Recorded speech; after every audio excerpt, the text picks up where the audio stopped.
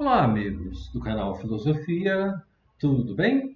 Estamos aqui então para mais uma aula de filosofia sobre René Descartes. Essa é a nossa última aula comum sobre ele. Aqui finalizamos as aulas da obra com considerações finais e algumas informações importantes que temos, e, enfim, a finalidade do porquê que o Descartes está escrevendo essa obra. Eu já disse isso várias vezes na aula anterior, mas além de algumas informações a mais que temos aqui, também estamos falando bem claro o que é, caso você não tenha pego, acaba ajudando.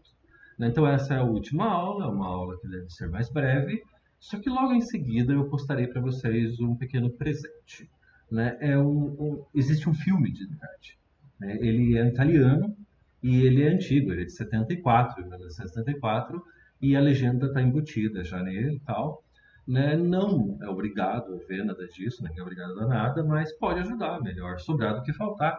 Né? E o fim didático, você quer se familiarizar com o Descartes para ficar bem craque nele aí, conseguir mesmo um bom resultado, talvez possa ajudar. E depois nós teremos algumas questões para fixar o conteúdo antes de passarmos para o próximo, que é o Voltaire. Então faremos isso agora nessa próxima aula, né? Falaremos agora desse conteúdo, que é justamente o objetivo final, aí esse objetivo do discurso do método. O que o Descartes quer? Eu sou o professor Johnny, estamos então dando início aí à nossa aula sobre isso. Então vamos lá, gente. Ah, Nessa questão então sobre as aulas. Aqui está o Descartes, né, como mostramos sempre, né, a folhinha de rosto das aulas dele.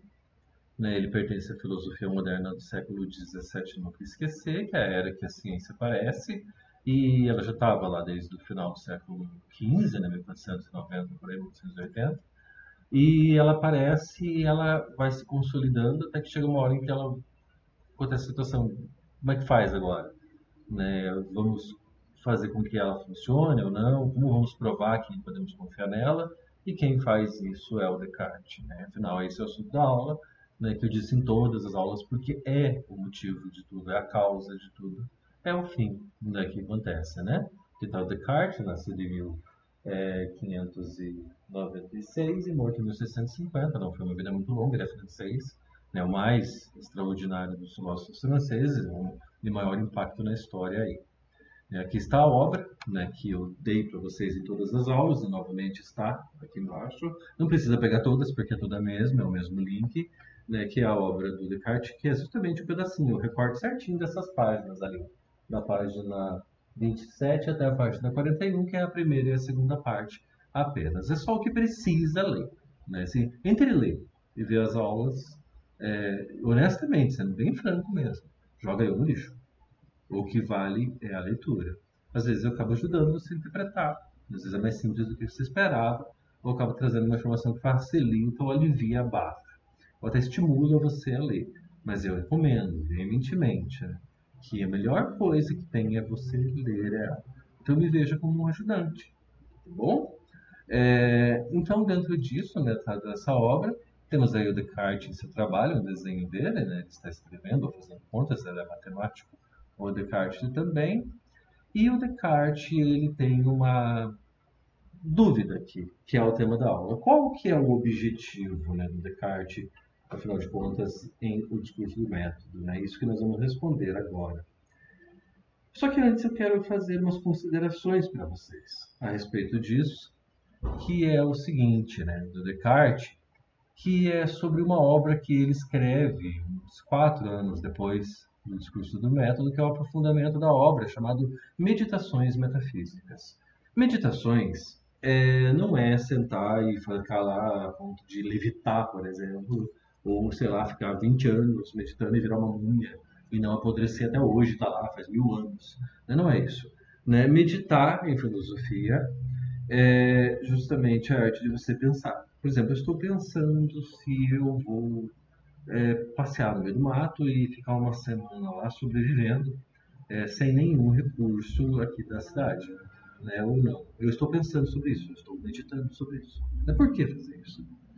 Talvez eu nem vá, mas estou pensando. Isso é meditar, cogitar, pensar. É isso que é meditação. Né? Estou meditando, não me atrapalhe, por exemplo, assim. Metafísicas, porque ele está falando sobre todas as coisas, de tudo que há. Lembre-se que ele quer entender tudo. E para isso seria a razão. Tanto que ele vai muito longe, ele chega a falar até da existência de Deus. E segundo ele até provou isso para nós.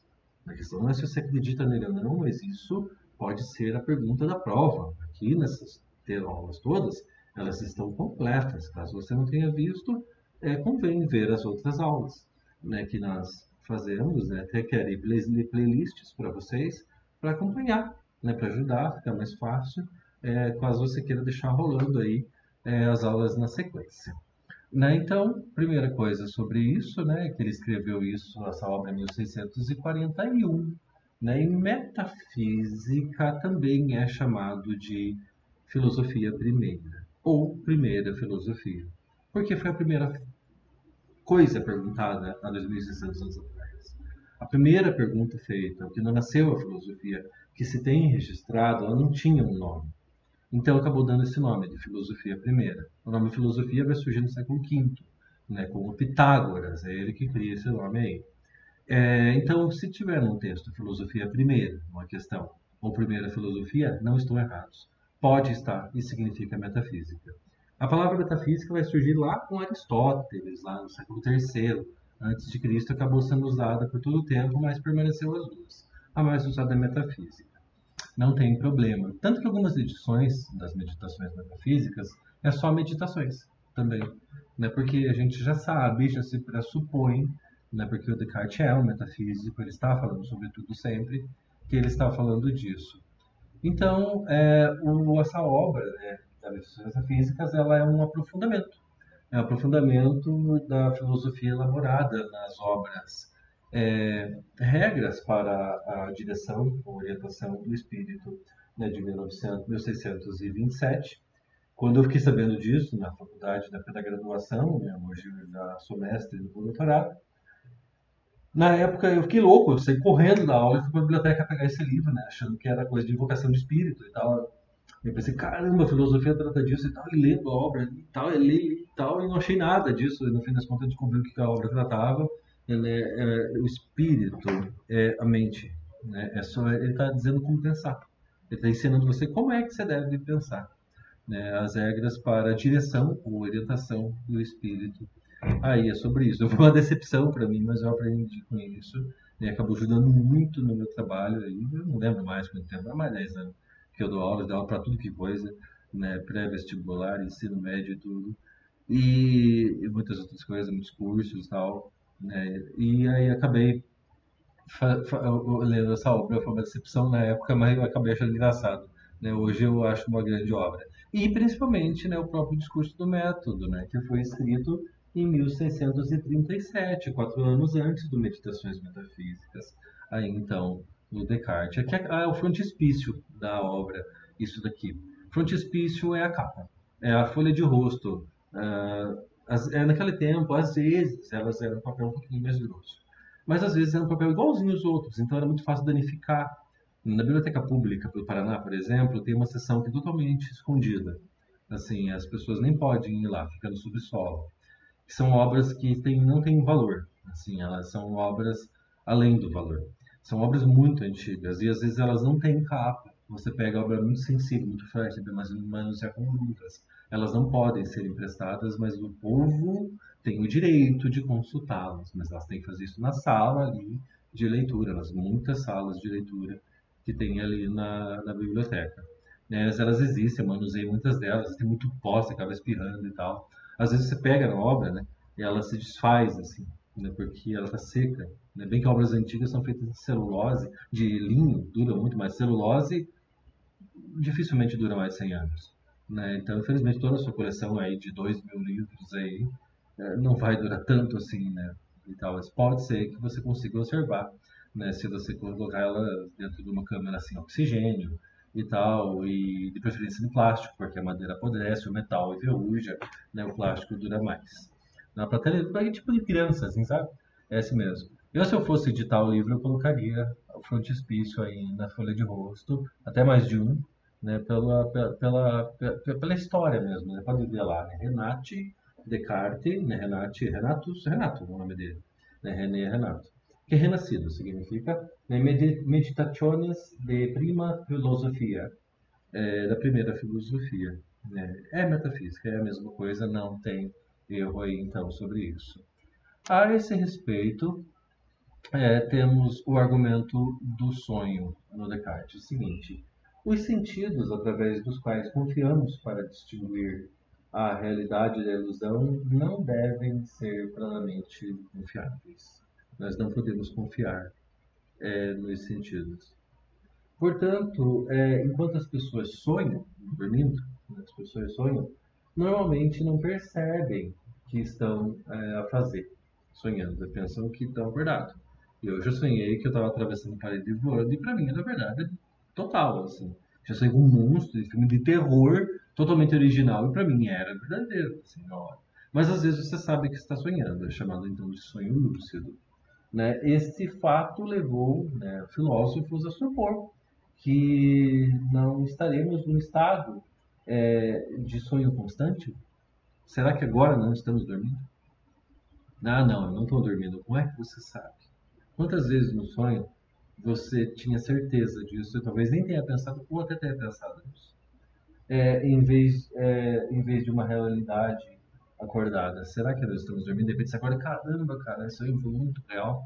Inclusive, eu até estava vendo uma aula na internet e tinha um professor lá e ele estava falando isso. Como é que pode? E de repente você acorda bem agora, né? Qual é a garantia, né? A questão não é que você sabe, você acredita. A questão é essa, né? Precisamos de ser mais humildes em filosofia, né? Para Descartes, o argumento do sonho tornou-se uma hipótese do seu ceticismo inicial que justifica aquela dúvida dele, lá, mais importante de todas, mais proeminentes. Como saber, então, se estamos sonhando ou em estado de vigília? O que é vigília? Você está acordado. Se você está acordado agora, está em estado de vigília. E se a gente está acordado no sonho, a gente não está em estado de vigília do sonho? Cara, essa pergunta é boa, boa pergunta, pergunta filosófica. Nunca tinha pensado nisso. Podia ser você pensando nisso. Pode ser filosofia. Criança faz isso. Ouçam as crianças, elas têm razão. Bastante vezes. Elas percebem as coisas muitas vezes. Aqui é um desenho do estudo de Descartes, quando ele também estudou a mente e o corpo. E ele estava estudando como funcionava a visão. Pode ver que é um desenho bem primitivo, perto dos de hoje, porém ele está anatomicamente, né, relativamente correto. O tamanho do braço em relação à mão, a posição dos olhos, porém a gente consegue ver os olhos dentro da cabeça e tal, mas é um começo de uma coisa a ser explorada que estava acontecendo ali. E nessa obra aparecem termos como res cogitans, isso é latim, né, o que significa é, justamente a coisa pensante, né, é o sujeito pensante. O que é isso? É minha cabeça. Agora fale você, eu. Isso aí. É isso aí que é o res cogitans. Res cogitans é o pensamento, é a parte tua que pensa, que se depara com a res extensa, que é justamente aquilo em que a resposta se encontra como obstáculo, né? Que é a coisa extensa. Res é coisa, extensa, que é o corpo. O corpo, esse aqui, né? O corpo, que seria a realidade do corpo ou a matéria, né? Nós acreditamos nisso, né? A matéria, né? Não, por enquanto ficaremos nisso, há controvérsia sobre essa palavra. Apesar de toda a física e química trabalhar ela, há grandes controvérsias na história de como ela começou, né? Mas não vem ao caso. Então a matéria é o corpo, né? E o corpo seria a res extensa, e a mente seria a res cogitas, porque ela cogita, porque ela pensa, é a mente pensante, é o sujeito. Sujeito e objeto. O objeto é tudo que está fora. Escuta, mas e a mente do outro? Está fora de você. Se está fora de você, é objeto. Só existe um sujeito em todo o universo. Quem? Eu. Agora pense você isso. Eu não sou um sujeito, eu sou um objeto para você. É isso que acontece, apenas um objeto em todo o cosmos. O que acontece? Muito importante essa informação aqui. Aqui é o sonho, né? O sonho de Descartes sonhando. Você quer estar sonhando? Né? Essa é a ideia aqui do Descartes, a caricatura aqui do Descartes. E tal, né? Mas que parece ele mesmo, né? Ficou bem feito isso daqui. Achei muito legal. Tá, dentro disso, nós temos aqui algumas coisas que nós devemos relembrar.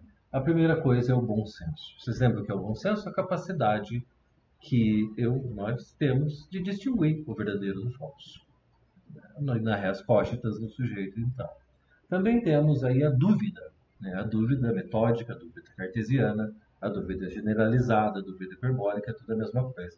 Sobre tudo, sobre todas as coisas, que me faz pensar, né, se eu posso confiar nisso que eu acho que eu sei e tal. E isso leva àquela questão de que se eu duvido, eu não sei se eu sou uma pessoa, eu não sei se o mundo existe, eu não sei se tem claro e escuro, não sei se eu enxergo, mas eu duvido. Né? Eu duvido até que eu duvido, mas duvidar não é pensar. Então eu penso, e se eu penso, eu não sei o que eu sou, mas eu existo, porque eu penso. Então eu penso, logo existo, muito importante dentro desse contexto. E lembrando também das 4 regras para a direção do espírito que nós trabalhamos lá na aula, as 4 regras do método de Descartes, né, que nós trabalhamos lá nessa aula, justamente disso, né, que ela é um pouco chatinha e tal, mas ela é muito importante que você siga certinho aquilo, né, que eu recomendo muito que assista muito bem aquela aula. Pode ser que não caia isso na prova, mas pode ser que caia. Por quê? Porque está no texto. É uma das coisas centrais do texto. Então é muito importante. Então vale a pena. Aí chega no dia, você pensa, puxa, eu tive oportunidade, você vai ver, nossa, estava ali a resposta, eu não prestei atenção. Presta atenção, vale a pena. Né? Em todos os outros 4 filósofos, mais esses 5, então nós faremos isso. Né? Daremos todos os detalhes, o máximo possível para vocês. Né? O racionalismo, que é o conhecimento oriundo somente da razão, ele não é proveniente dos sentidos, que até é para ensinar de uma forma clara, eu usei lá aquela comparação com o empirismo de John Locke, que vai vir bem depois, lá no século XVII também, né? Mas depois do Descartes, e ele vai dizer que é absurdo esse negócio do racionalismo do Descartes aí. A questão não é descer o cacete no Descartes, a questão é ensinar vocês. E mostrando o oposto fica mais fácil, porque a gente não pensa como Descartes, mas hoje em dia, apesar de ter seguidores bem ferrenhos do Descartes, mas acabam levando não como filosofia. Né? Também não é outra coisa, mas lembra muito mais um fanatismo religioso. Né? E é tudo que a filosofia não deve ser. Né? Pelo contrário, né? Ela vai questionar para tentar entender melhor, né, e tal. E também nós temos aí a prova ontológica da existência de Deus pela razão, né, que ele vai provar justamente porque Deus é onipresente, onisciente, onipotente, que ele é sumamente bom e ele é perfeito. Mas como ele pode ser perfeito se ele não existe? Né? Então ele não é perfeito, se não é perfeito não é Deus. Então, como a gente tem essa noção, ela é uma ideia inata, porque nós vimos nada no mundo que seja perfeito. Ela é colocada em nós quando, não sei, desde o nosso nascimento, nascemos sabendo, Descartes não fala quando foi, né? De alguma forma Deus fez isso, Deus pode tudo, porque é onipotente. Né? E Deus sabe o que você está pensando. Deus leu o que você apagou lá no WhatsApp, lá que eu em Cristo comendo a banana. Meu desenho preferido é aquele, o Michael Jackson que pipoca também adora, não tem. Né? Eu vou arrumar esses desenhinhos para mim. E tal, para mim conversar com o povo. E tal, justamente ele prova a existência de Deus, e, enfim, as meditações metafísicas, com a definição do argumento do sonho, a res cogitans e a res extensa. Dentro disso, temos tudo o que precisávamos para falar justamente aqui. Ó. Lembram disso daqui? Né? Justamente a ideia de a imagem e semelhança de Deus e o homem, né? Deus está idoso nessa imagem, né? Ela é um símbolo, né? Pode ser que ele, tirando a barba e essa roupa aí, ele seja igualzinha, né? Inclusive, nós vemos ali um detalhe bem, que chama muita atenção, apesar de ser tão pequeno, você nem enxerga, né? Que é o pipi, né, do Adão ali, né, peça de Adão, o pipi. Isso aí é pipi. Isso aí não tem nome melhor, né? Se tem o pipi, o que é pipi? É isso aí.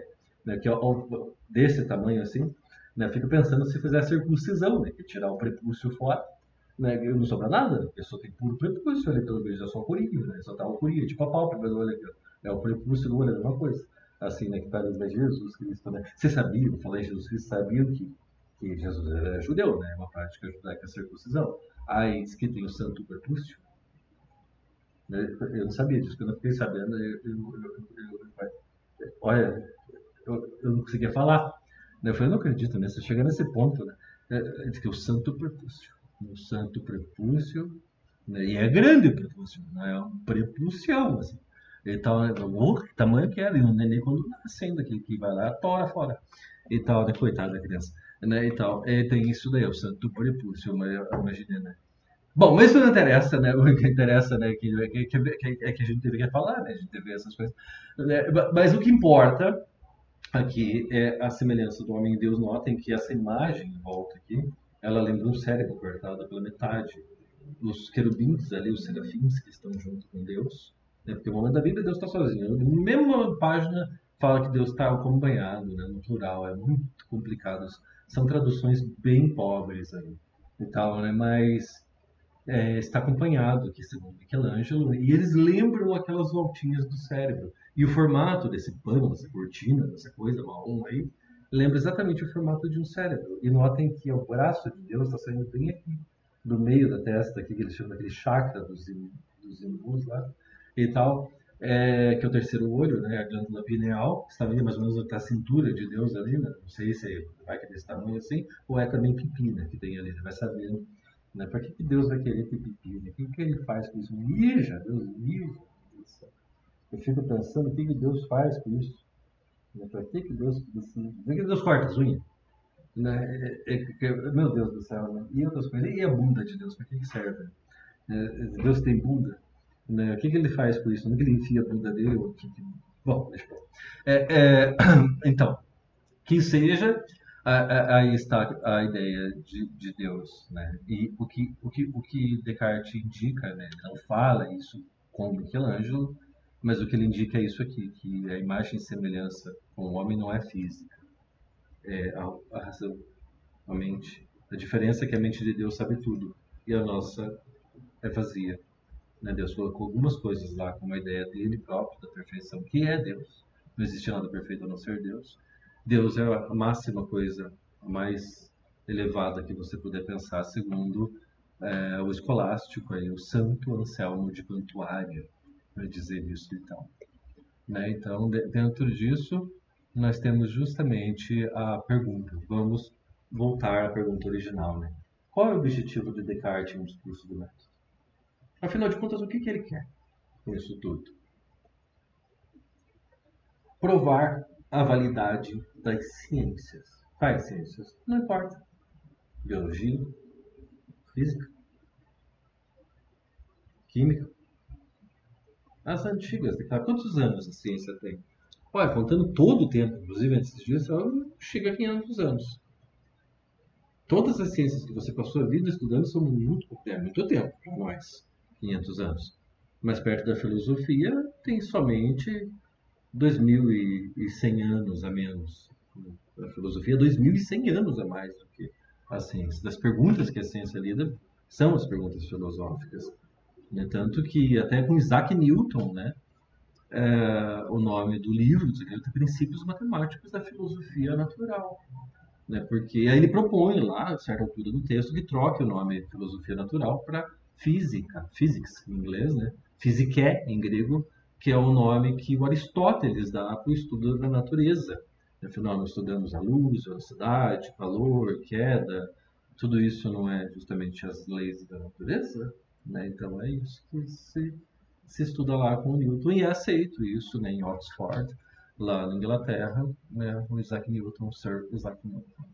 Né? E acontece o seguinte, né, que a intenção do objetivo do Descartes é construir um conhecimento confiável, válido, né, e seguro, né, fundamentado em bases sólidas, né, seguindo as regras da razão, né, que é essa lógica que aparece. É um trabalho de lógica que o Descartes faz e que possa ser passado para as gerações futuras.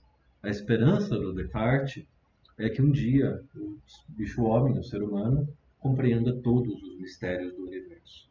Isso é o que ele gostaria, o que ele quer e o que ele acredita, o racionalismo dele. Né? Isso só vai ser desacreditado, mesmo Locke com o empirismo, essa criança ainda continua, isso só vai acabar, e algum dia alguém vai dar um basta nisso, com o último dos iluministas, que é um filósofo alemão, chamado Immanuel Kant. Não se preocupe que isso não vai cair na prova do Descartes.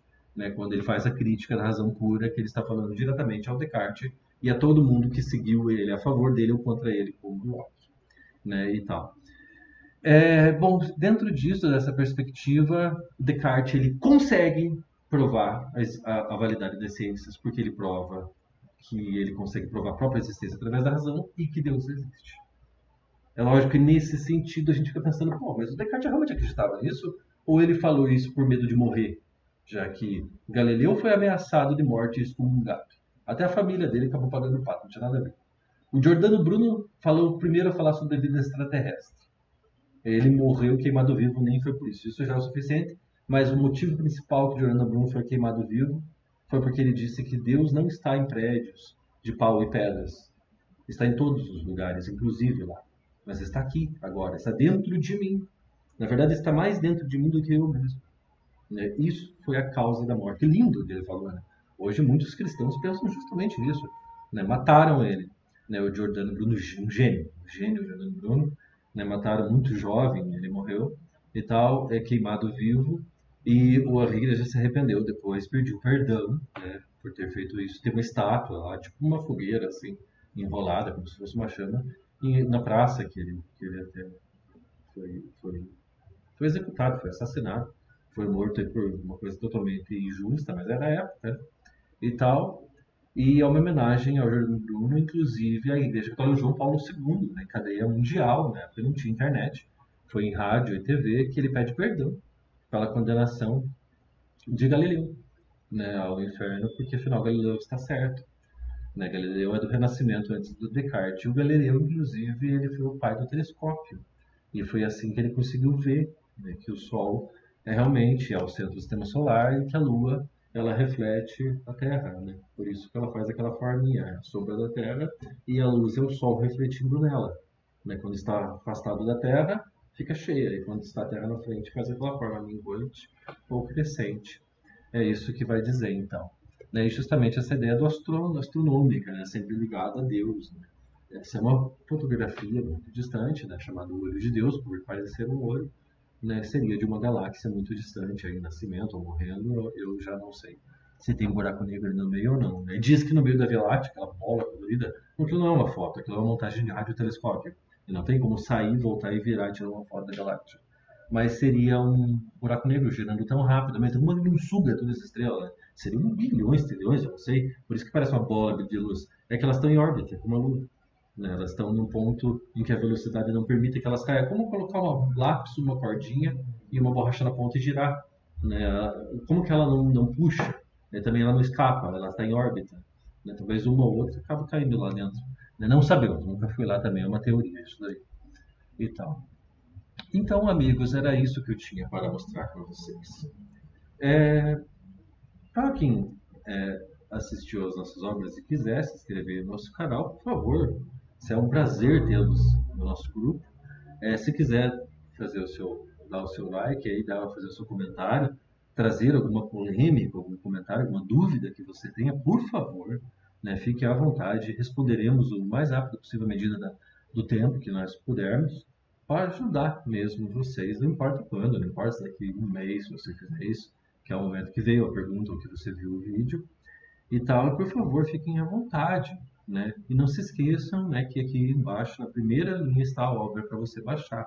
E na próxima aula agora já teremos aí disponível para vocês o grande filme aí antigo, tosco do nosso tempo, mas pode servir muito bem a alguém, e fica aí guardado no nosso banco de dados, que é o filme Cartésios, Cartésio no Brasil, de 1974, do cineasta Roberto Rossellini, que é um filme sobre Descartes.